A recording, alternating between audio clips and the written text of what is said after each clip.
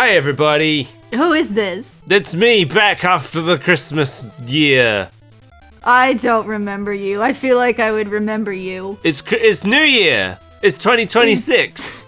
We've done it. We've traveled to the future. We did it. What, did you make a New Year's resolution? No, I never do. I did. Did you? I resolved to pay less attention to the mysterious post-its I find around my apartment. Oh, yeah, those have been troubling you for quite some time, and I don't like the tone some of them have taken. No, and I suspect that you've been writing them, so... You always suspect that it's me, but sometimes it's just a ghost. Sometimes.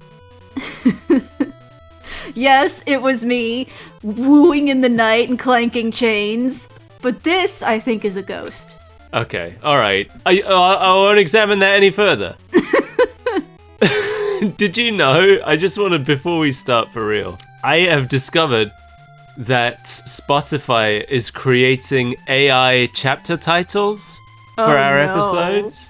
I want to read you some of the chapters from our Donkey Kong Christmas episode. Chapter 1, kicking off the Christmas episode with banter. That's a very natural chapter title. Chapter 2, the iconic Donkey Kong Country theme song. Did we even mention it? Well, we played it. Okay. So the chapter is just the Donkey Kong theme? Yeah. By the way, most of these chapters are like 1 to 2 minutes long. In like an hour-long episode? Yeah. Okay. Chapter 3, how Donkey Kong became our Christmas special choice. I picked it. You're welcome. The next chapter is From France to Taiwan, animation style shift. Followed by the strange animation of Donkey Kong's facial features. It sounds so much more interesting than it is. I know, it sounds so much more professional. It sounds so much more involved rather than us just saying his face moves weird now. Yeah. Well, that chapter is only a minute and a half long, so... Because it's immediately followed with the chapter exploring the Congo Bongo Festival of Lights. Good. And then my favorite, Santa's List and the Tokyo Mass Delusion. What?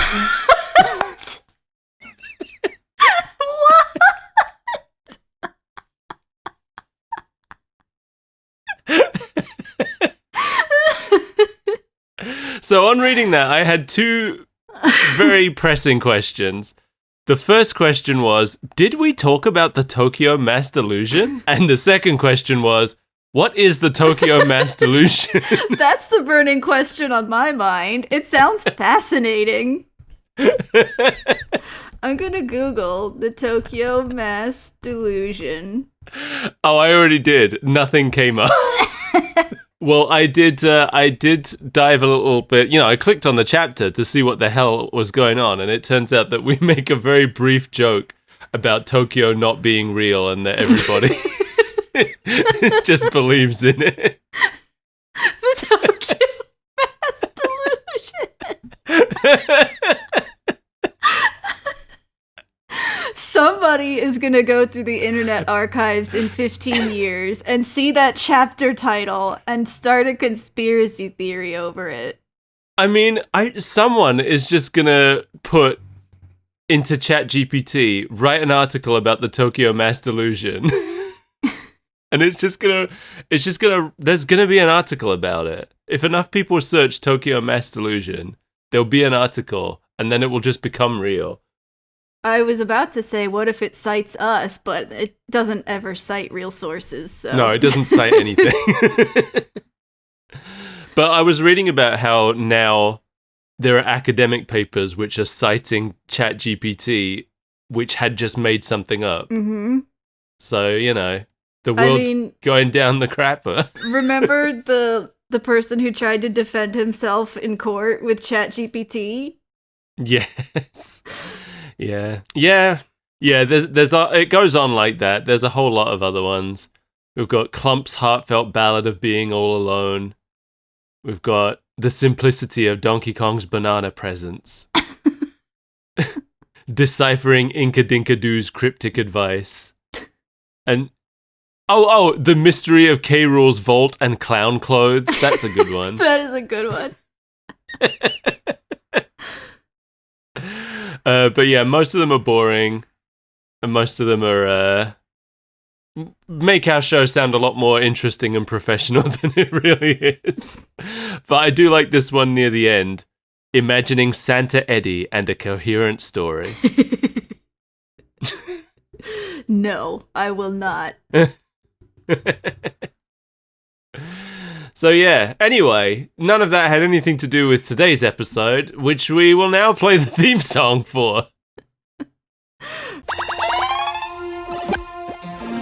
Welcome to Videoland. Mega High!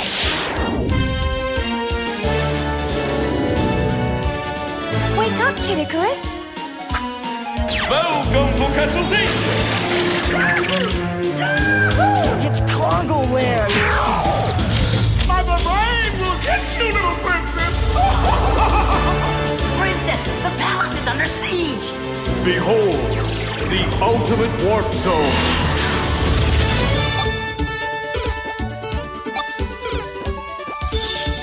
Kevin, I thought I told you to clean up your room. Whoa!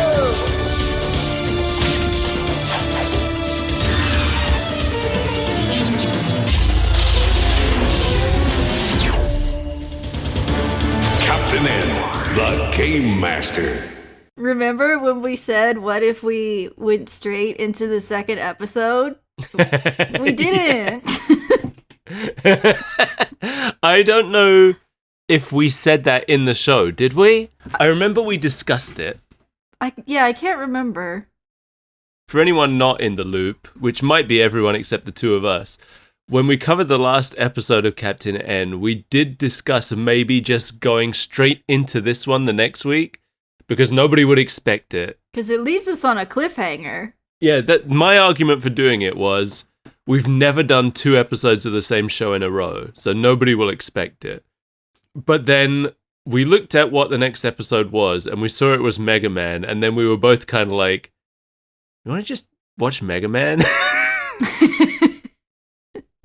Yeah, that sounds about right. And that is what we did. If you go back and look at the order of episodes, it was Captain N, and then Mega Man, and then that's the reason. Good. But now we're back. We're back and we've watched Mega Trouble for Megaland, written by Jeffrey Scott, who wrote the whole first season, as well as all of the Pac-Man show. He also wrote the Electric Nightmare episode of Mega Man. That's not the episode we watched after Captain N. Isn't it? I don't think so. Oh, no, not after Captain N, but we have watched that one, Yeah, we right? have watched that one. Yeah, it's the one where all the appliances were going crazy. That might be my favorite Mega Man episode we've watched, actually. It was pretty dumb.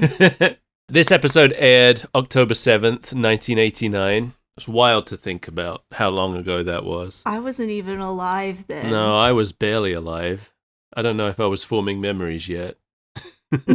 So last time, Mother Brain defeated the N team in a Video Olympics. I don't remember why. To get the 3 secret treasures. But didn't she just send her stooges out to steal those during the Olympics? Yeah, I think so. Were they participating in it as like a means to get close to them? I wonder if maybe the whole Olympics was just to distract Captain N and his buddies. That sounds right. Yeah, I think that might have been what it was. Anyway, she got her hands on the 3 sacred treasures from Kid Icarus, and she used them to open a warp zone in the floor, which all the heroes got dumped into. And then it was now, and let's find out what happened. Were you as disappointed by Warp Hell as I was? It's just a bunch of tubes. Not only is it just a bunch of tubes, implying that they would be stuck there for eternity trying to find their way back, they get it right on the 3rd tube. That's true. Yeah. They spend no time in this labyrinth of tubes. Yeah, and what are they riding on? I don't know. Some kind of bug tumor. It looks like a heart brain. Yeah. It's like part heart, part brain. And they're just riding around on it. It's never explained. We don't need to know. We probably shouldn't know. So this is the center of the Videoland universe where all the warp zones intersect. Which does sound really cool, and they could have had a whole episode. This could have been a whole episode just exploring these tubes. Listen, they were already really stretching it by making this a 2-part episode. I don't think 3 would have gone over well. Children need to remember things for 3 continuous weeks. I know at the time there was a very anti-serialization sentiment in a lot of the networks. And I get it, because, you know, this is before on-demand TV. Because now, these days, everything's serialized.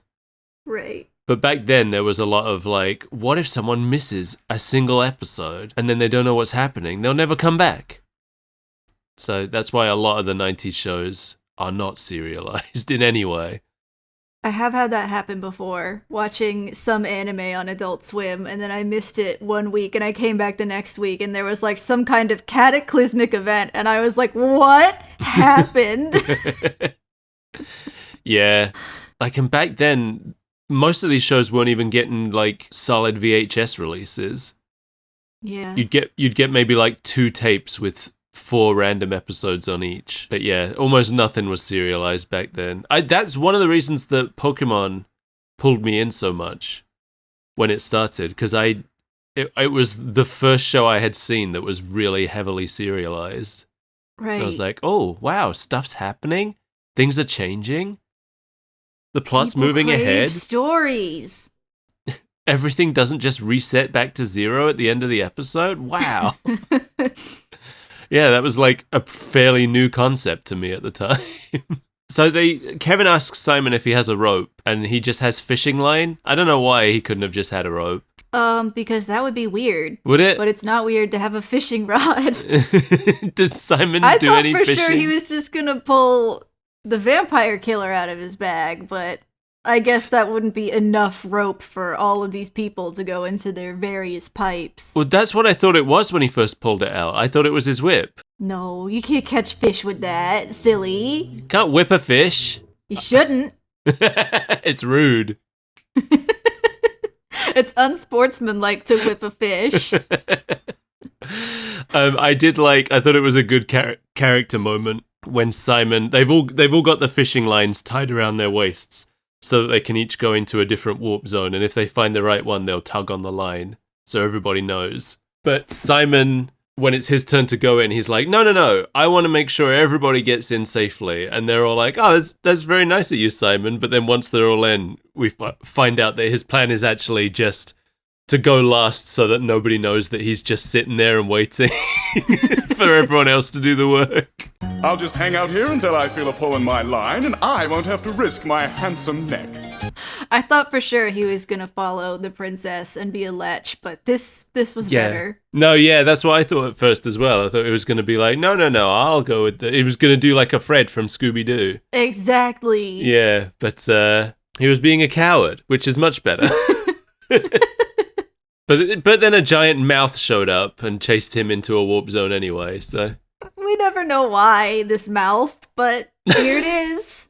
Yeah, and it's very specifically, like, it's lips and teeth, but that's it. There's a tongue.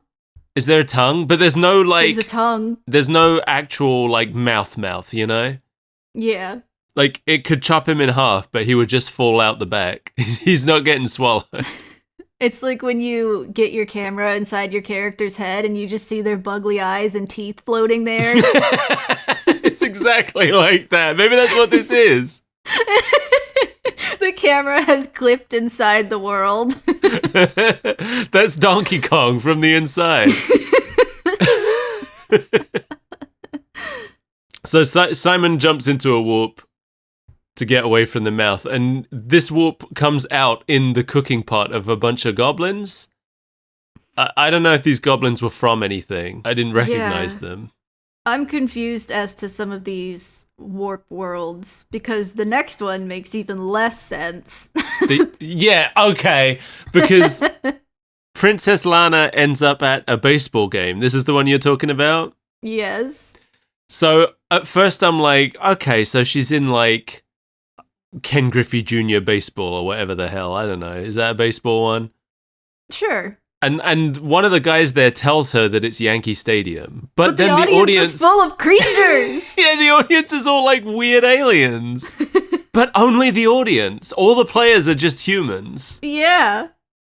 It's very strange. It's very confusing. Maybe they've come from other games to watch baseball. Maybe. But like also, can we talk about the fact that the warp is just third base? And she just kind of disappears down into it. Do you think they have a problem with players disappearing into third base a lot? Maybe. They just can't figure it out. The game never ends because everyone gets to third base and vanishes. But yeah, Kid Icarus does find the correct portal back to Mount Icarus, which is a shame. It shouldn't have happened so fast. Yeah. Turns out that Mother Brain has been in charge for a week. They think they've only been gone for a few minutes, but it's been a week in outside the warp time.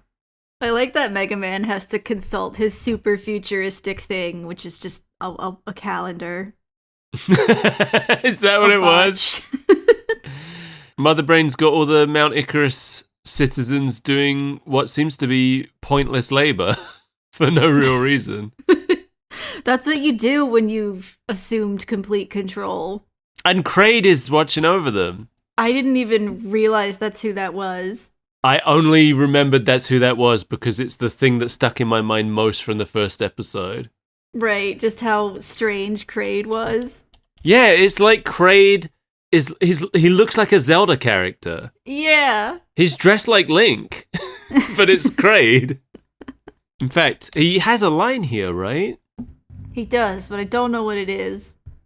I don't know who played him. He says faster or you'll find out there's worse places to be than Mount Mother Brain. But there also seem to be like two Kraids. Oh, yeah? Because there's like an orange thing in the background that looks exactly like him. Oh, yeah, no, it does look like there's two of them.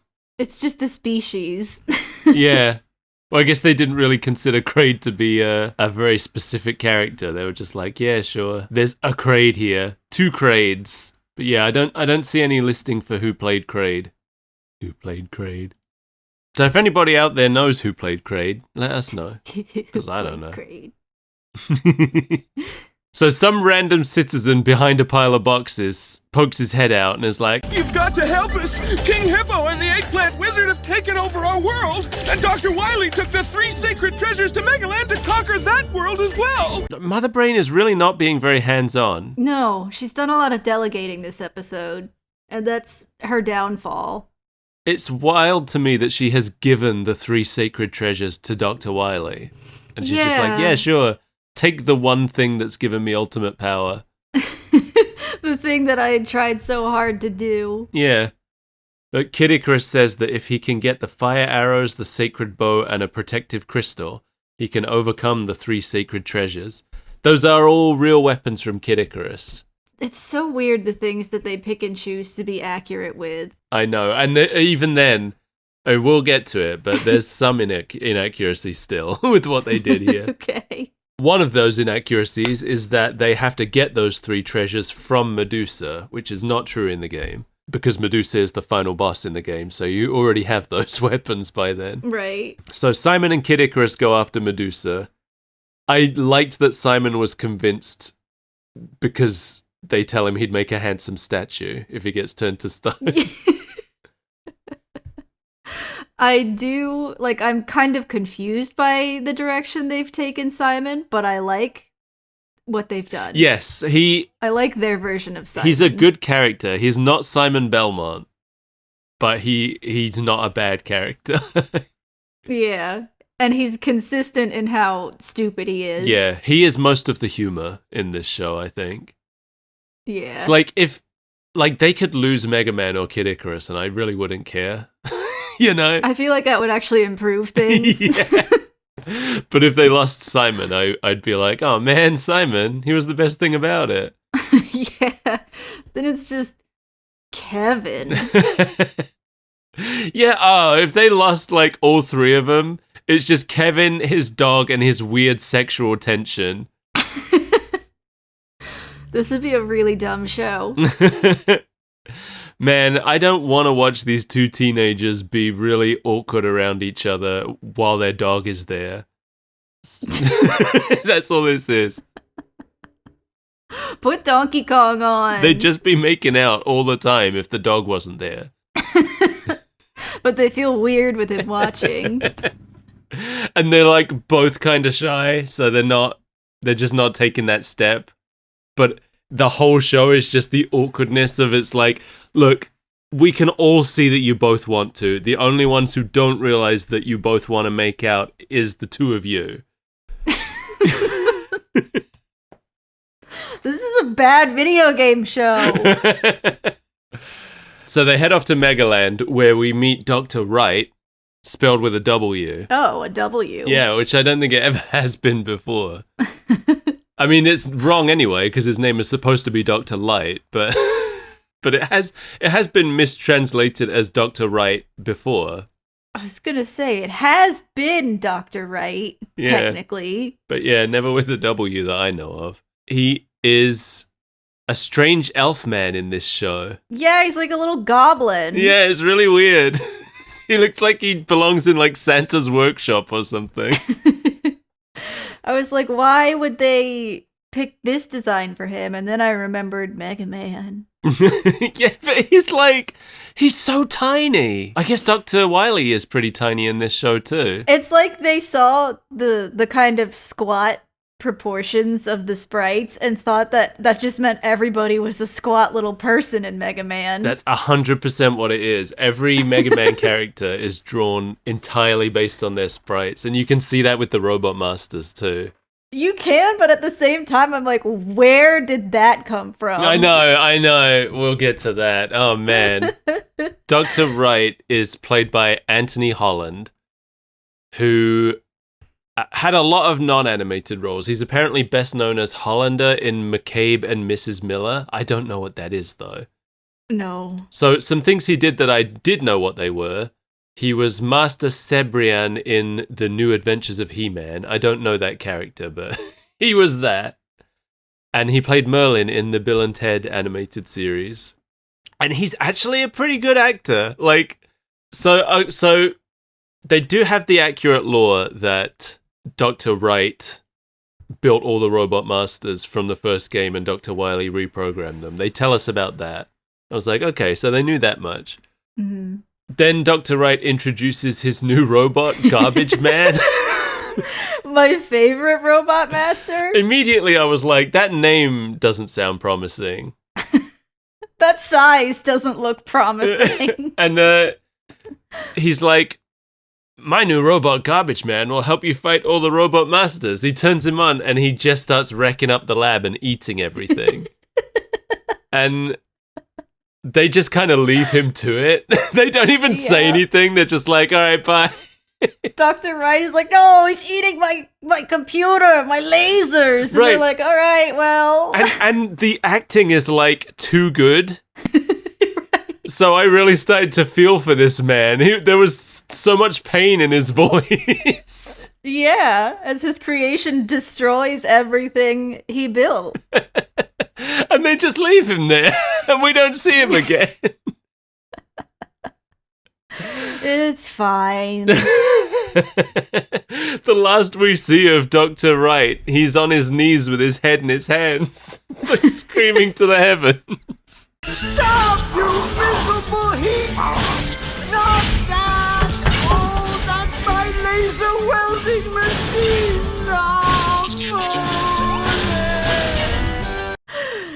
But Garbage Man is content. Yeah, that I wonder if that... I know Dr. Wright is in other episodes. I hope that the next time we see him, he's exactly where we left him. And Garbage Man is still eating the lab. I hope Garbage Man remains a threat forever. He's just been unleashed into Videoland. He's just like rampaging through Megaland for the rest of the series. Every now and then you just see news articles about the Garbage Man rampage. Yeah. Garbage Man has continued his assault on the Upper East Side today. Could you imagine if Garbage Man got to Metroid Land? Yeah. It's just called Metroid. Whatever. Anyway, they go to Cutman's stage, though he's called Cutsman in this. I kept thinking they were talking about Guts Man. I know, it's so confusing. No, this is Gutman. But my favorite thing, we get a decent helping of my favorite thing in Captain N, which I was glad about because I feel like we didn't get any of it in the last episode. And that is real enemies from the game getting interpreted in weird ways. Yeah. The Robot Masters are my favorite. Yeah, but we get some bladers, which were, a lot of these Mega Man enemies had different names back then. So these guys were called bladers back when Mega Man 1 came out. But now they're usually known by the Japanese name, which is Bunby Heli. They are a lot less cute here than they are in the game. To be fair to the Captain N artists, I did always interpret the round part around the bottom as teeth when I was a kid. It does look like teeth a bit, yeah. But I just thought he was like grinning. He had like a cartoony grin. Yeah. In Captain N, they've imagined it as some like gross teeth. Yeah, he's like a skull. Yeah, he's like a skull. They've added a nose to him as well. It's really strange. Yeah, he's like a weird gaunt skull man. Yeah, he's a lot creepier. He's not so cute as he is in Mega Man. Then they climb up past some beaks. No. Which were called beaks at the time, but now they're called blasters, which is a name that makes a lot more sense. Yeah. But it never occurred to me that those things actually have names. They were just guns in the wall to me. I didn't really think of them as enemies. Right, I didn't consider their life path that led them there. Yeah. That's beaks. Whatever. It's just a gun. It's just a war gun. Kevin, by the way, sucks. Yeah, he does. He gets shot by one of the war guns. He's the only one who does. Mega Man's fine. Princess Lana is fine. It was bragging earlier about how good he is at Mega Man. But then, like, when they get to the top, they've lost significantly more health that they apparently have. But we don't know who died up that health. That's true. Kevin got shot once and it took away, like, 1 tick of health from Mega Man's health tracker. But by the time they reach the top, I think they've only got, like, half of their health left. Yeah. And then Big Eye shows up, an actual enemy from the game as well. That's pretty accurate. He's the wrong color and he's a lot bigger than he is in Mega Man, but I recognized him. But he just, like, kills them, like, immediately. He squishes them good. He squishes them good and they get sent back to the beginning, and they've only got 2 lives left. And then they die forever. Yeah. Kevin says that when he played Mega Man, it took him 50 tries to reach Cutman the first time. And that's pretty accurate to Mega Man. Mega Man himself is just like, Get good, scrub. You get 3 lives and then you're dead forever. Yeah. Do you think they ever replenish those? Or is that just like, that's actually for life? maybe at Christmas you get a new life and like your birthday. Listen, be careful in Megaland because you can only die 3 times and then you're gone forever. And I died 2 times when I was there for Mardi Gras, so... There was a bead incident. I've been forbidden from going back there. Mom says I can't go back there just in case. And why is Megaland like so hostile? Yeah. This is the only world we know of where you die for good. I mean, to be fair, the game is like equally hostile, I think. I've played the Mega Man, but like Metroid's tough. Old school Castlevania is tough. I can't play old school Castlevania. It's hellish. Yeah, I suppose. I feel like a lot of those games, though, are tough because they don't explain themselves. Whereas Mega Man is very self-explanatory. It's just extremely tough. That's the same for Castlevania, where it's like just some enemies will spawn forever, fucking Medusas. Or like to be fair, I haven't off the actually played screen and things any Castlevanias. respawn. Yeah. I just think of like when I streamed the first 2 Zelda games during one of my marathons a couple years ago. And the only reason I got through Zelda 1 and 2 is because people showed up in chat who knew what I was supposed to do and told me. Because otherwise I would never have done it. Because there are so many things where it's like, yeah, you can get to the final boss, but you can't actually kill him unless you found the secret room that has the one weapon that can actually hurt him. They don't tell you about it. Yeah, they don't. There's no way that I could have known that if someone hadn't showed up in chat and told me. So anyway, King Hippo and Eggplant Wizard are in a hot tub, which is blocking Simon and Kid Icarus's path to Medusa. They went so many levels beyond what I thought they were going to do. Yeah? Because, like, they need to get past King Hippo and Eggplant Wizard to get into the warp. And Simon's like, don't worry, I've got a backpack full of cosplay stuff. And so they dress up as, like, the hot tub repairmen. And King Hippo fully buys it. Why couldn't they have just walked past into the warp?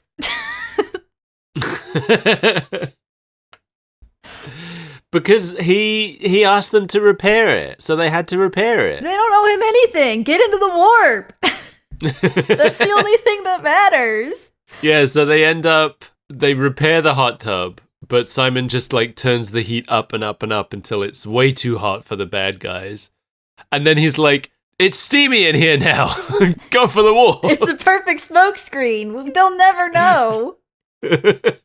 Meanwhile, Kevin and the others are shooting at some flying shells, as they were called at the time, but now they're called Mambu.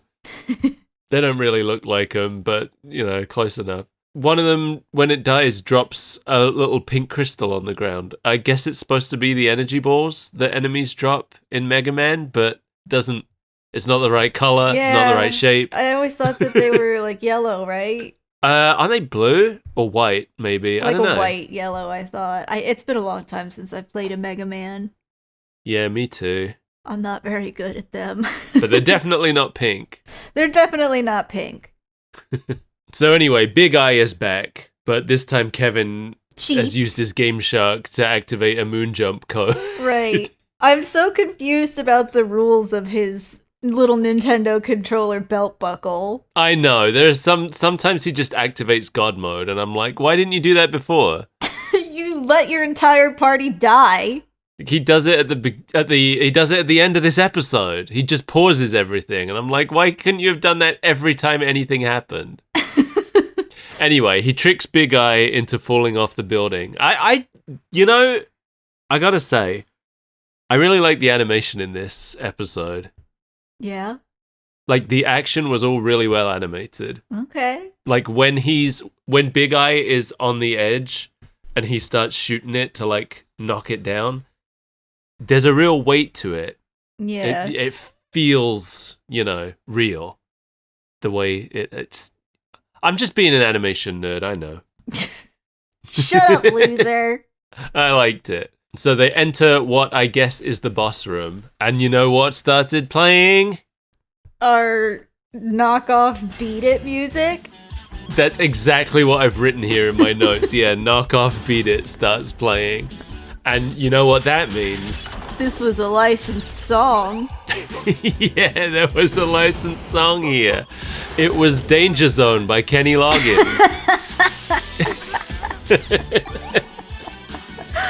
Oh, stupid. But instead of, I was expecting them to just fight Cutsman, but they fight all of the game's Robot Masters here. Which was extremely confusing for several reasons.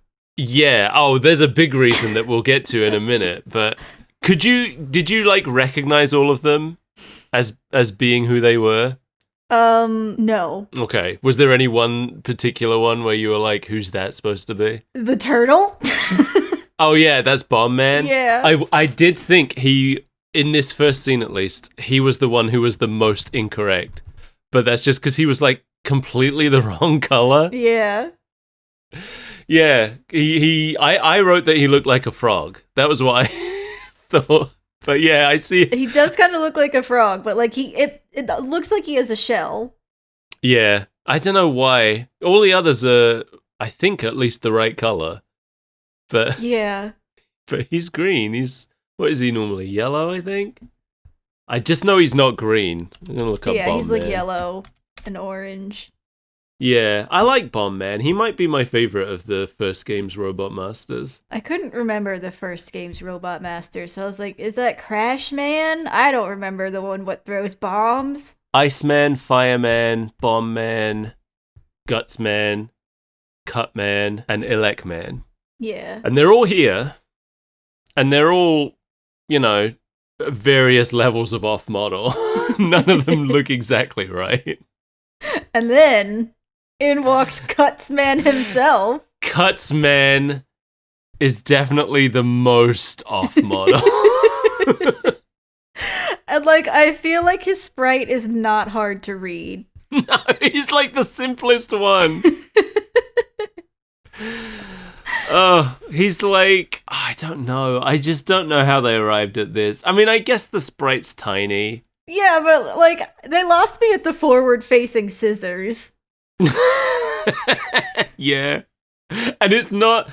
It's actually just like a full pair of scissors on top of his head as well. It's not just like the big... Like, I guess it's always scissors on his head, but they don't usually have handles coming out the back. Yeah. Oh, also there were some screw bombers just before Cutsman shows up. Right. Which they're known as screwdrivers now, which is a better name. They have been completely misinterpreted because they've given them all 2 legs. In the game, they just have a big screw. That's all they are. They're just a big screw. Yeah. They've got legs in this. It's weird. Took me a while to figure out what they were supposed to be. Anyway, Cutsman is played by Doug Parker, who's also playing Mega Man. It doesn't take them very long to get rid of him. No. Duke just runs circles around him. And he cuts his own butt. Yeah, he makes paper dolls out of himself. I love that when he's laughing, he like makes scissors with his fingers as if they are also laughing with him. I didn't even notice that. So stupid. So Cutsman is dead. Lana says that wasn't so bad, and then Kevin says Cutsman is a wimp compared to the next 5 robots. You mean the 5 that you blasted on the way through the door? Yeah, they already took out the next 5 before they got here. So confusing. Yeah. And like, it's not like there are another different 5 robots that we haven't seen yet, because later on, Dr. Wily resurrects them all, and it is just these 5 robots that they already took out. It's not like they sneak in Mega Man 2 robots or something. Yeah. Meanwhile, Simon and Kid Icarus have reached Medusa's lair, which is full of statues, which are the petrified warriors who've tried to face her before. They actually played some real Kid Icarus music here. We'll have to wear blinders. Take off your backpackers.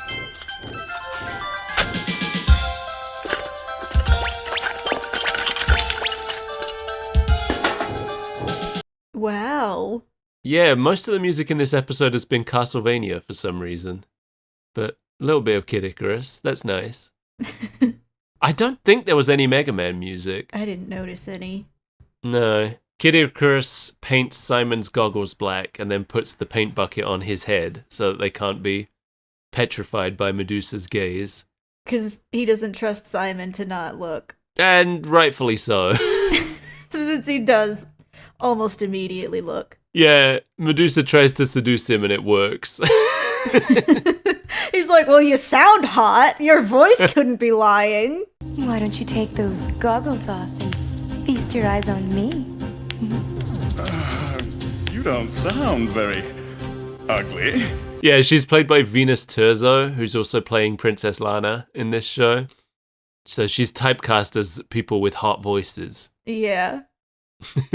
Medusa looks like a Spirited Away character in this. Kind of. She looks very different from any version of Medusa in the games. I'm pretty sure that the last time we watched this, you sent me pictures of Medusa from the games. Yeah, probably. You want another one? Sure. Let me find original Medusa, because she's had a few very different designs. But this is the one they will have been working with at the time. Yeah. She's kind of cute. In a weird way. Yeah, she's like ugly cute, right? Yeah. She looks very different in the modern Kid Icarus stuff. She's kind of giving me Suezo vibes. Yes, she does have Suezo vibes. Yeah, this is how she looks in the modern Kid Icarus. It's taken a while to send. Now she's just a hot anime waifu. Yeah, with snake hair. Like I said. That's the one thing. That's the one thing she's got wrong with her now. But you know, wood. Yeah. Snakes or not, I don't mind. I mean, anyway, maybe that would be to our benefit. Who's can I say?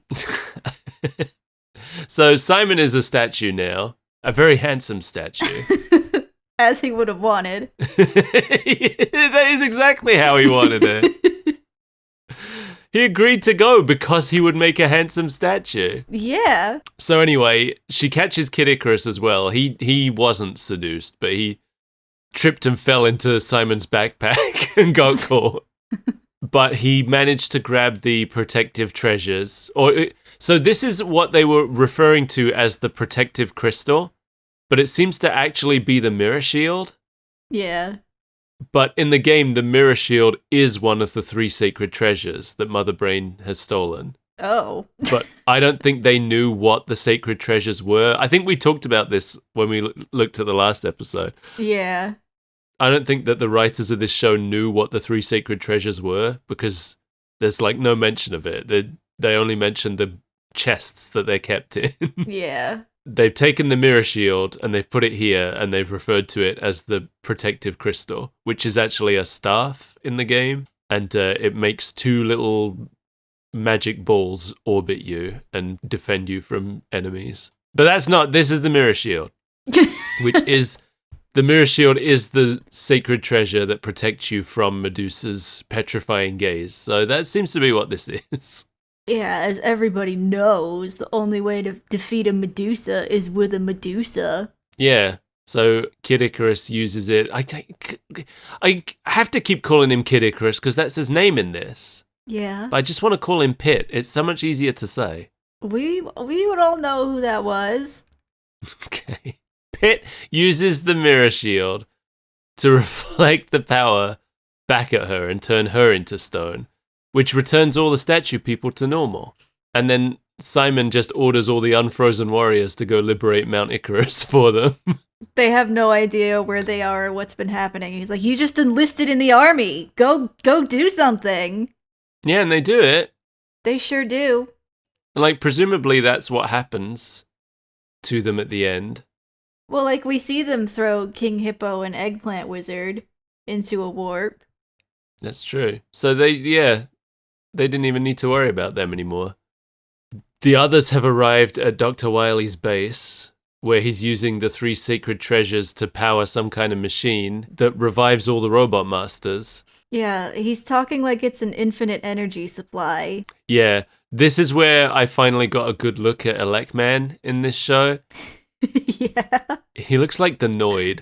He does look like the Noid. It's weird. It's weird.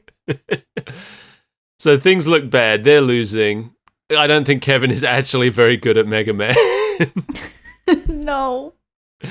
But luckily, Simon and Kid Icarus teleport in with the power items, and Kid Icarus shoots a fire arrow.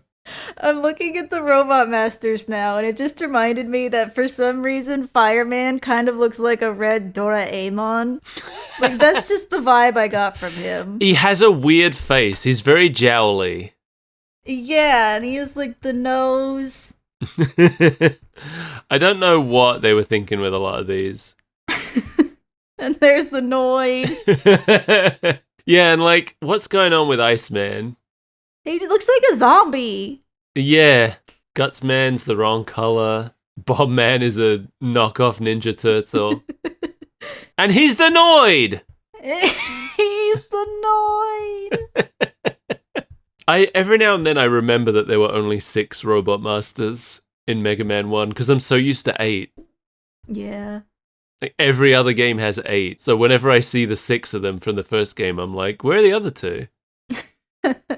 Who's missing? It's Mega Man and Proto Man. Oh yeah, I guess it is. What happens? Oh yeah, so the fire arrow's bouncing around the room because Kid Icarus missed. I love that he just has one singular fire arrow. Yeah. But Lana, she has to do something this episode. So she redirects it to where it was supposed to go by bouncing it off her tiara. And the treasures explode. Did they destroy the 3 sacred treasures? I guess. It's not clear, but that does seem to be what happened. Yeah. Not so sacred now. Sacred in hell. So the treasures explode, the robots vanish, and then Wily just tries to run them over.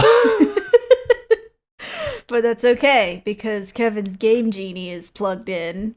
Yeah, so he pauses everything, and then he just walks over and fiddles with the controls of Wily's ship. And he just sort of like careens out of control. Yeah.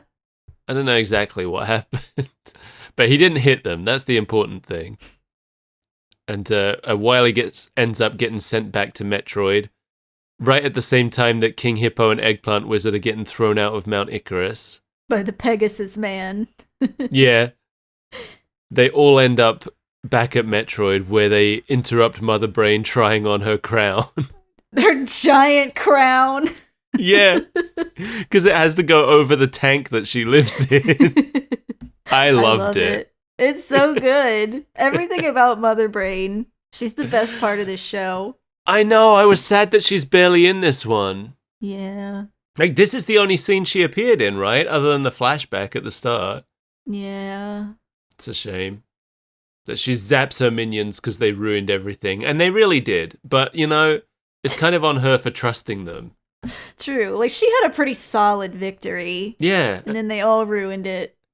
And she knows they're a bunch of bumbling idiots. They've bumbled every single episode up until this point, so I don't see any reason to trust them now.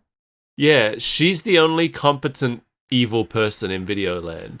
Like, I would say probably the second most competent is Donkey Kong. What about Dracula? Didn't he defenestrate someone? Oh, there was something that happened there, wasn't there? Like Kevin's bully or something? Yeah, I do remember us having a whole defenestration conversation. Now that you mention it. I don't know how much we see of Dracula in this show. We haven't seen a lot of him yet. I hope we'll see more. Oh, I really can't wait until we see Alucard. Oh yeah, I know. I know you're excited for that. I didn't know that Medusa was going to be in the show, though, because she is the final boss of the original Kid Icarus. Right. So, although she only had a small role here, it is nice that his villain showed up. Because, like, Palutena, I don't think is in this show at all. Mm-hmm. She's Kid Icarus's boss, I guess. Like, Samus isn't in the show, so Metroid doesn't even get its hero. Yeah. It's interesting looking at, like, what villains and supporting characters they ignored and which ones they used. Yeah. It is. I do think it's very strange that they didn't put Samus in, but at the same time, if they had put Samus in, would they have known that she was a woman? Definitely not. No, because it's not revealed. The only way that you know is if you beat the first game, because it doesn't say in the manual. Because that's the big plot twist at the end of the first game, is when she takes off her helmet and it's like, oh, it was a woman. I can't believe it. So I think if they had put Samus in this show, I think it would have just been a robot or a man. Mr. Samus, thanks for saving us. You are welcome. Well, we did it. We've defeated Captain N again. We saved Videoland.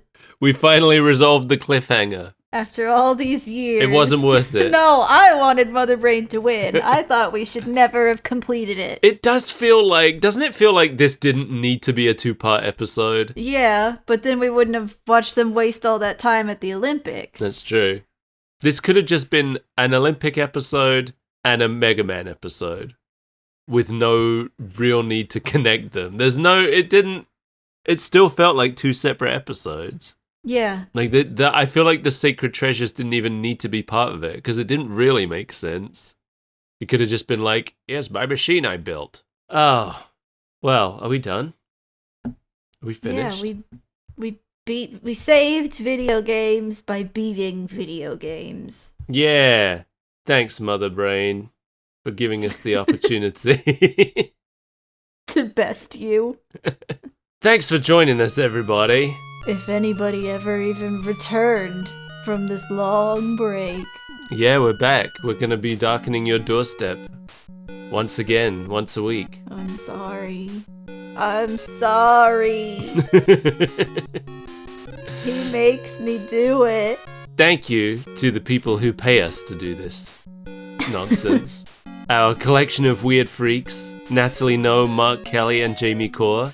And our Mesmeron. Why did I say that weird? It sounded like your voice got caught in your voice. It sure did. Eugene Lattig, our Mesmeron. Thank you to all of Somebody you. just revved their engine, I believe, to also thank Eugene and everyone else. Okay, if it was picked up by the microphone, I'll make sure to leave it in there. I think it was. Good. We got anything else to say? No. I'm Skull Pirate Mike. Come and watch me on Twitch. I'm gonna get back to Danganronpa 2 soon. I took a break over the holidays, but I still got 2 more chapters. You didn't even remember who Nagito was. I remembered who he was, I just didn't remember his name. It's different. I was digging out my con bag, because I'm preparing for 4 days of screaming internally, known as MagFest. And I have... What are those things called? Do you know? No, I know what they are, but I don't know what they're called. They're like... beads that you melt. Yeah, like circle-shaped beads. Yeah. And you make a shape out of them and then melt them together. I used to do them with my cousins when I was a kid, but I don't know what they're called. Yeah, they have a name. I don't know it. But a couple years ago, somebody made a Nagito one of those and just left it around the convention center. So he's mine now. Wow, the stories he could tell. If he had a mouth. He has no mouth and he must scream. And scream he will. And shriek and shriek and shriek. That's my trademark. Give it back. Those are Tingle's magic words.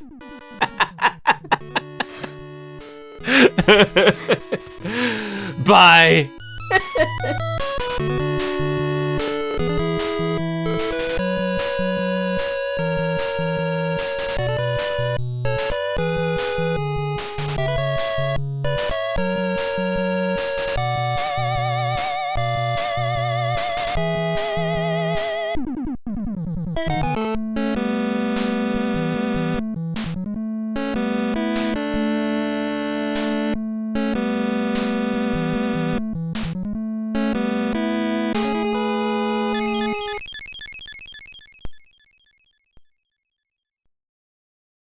I stole them. No, it's against the law.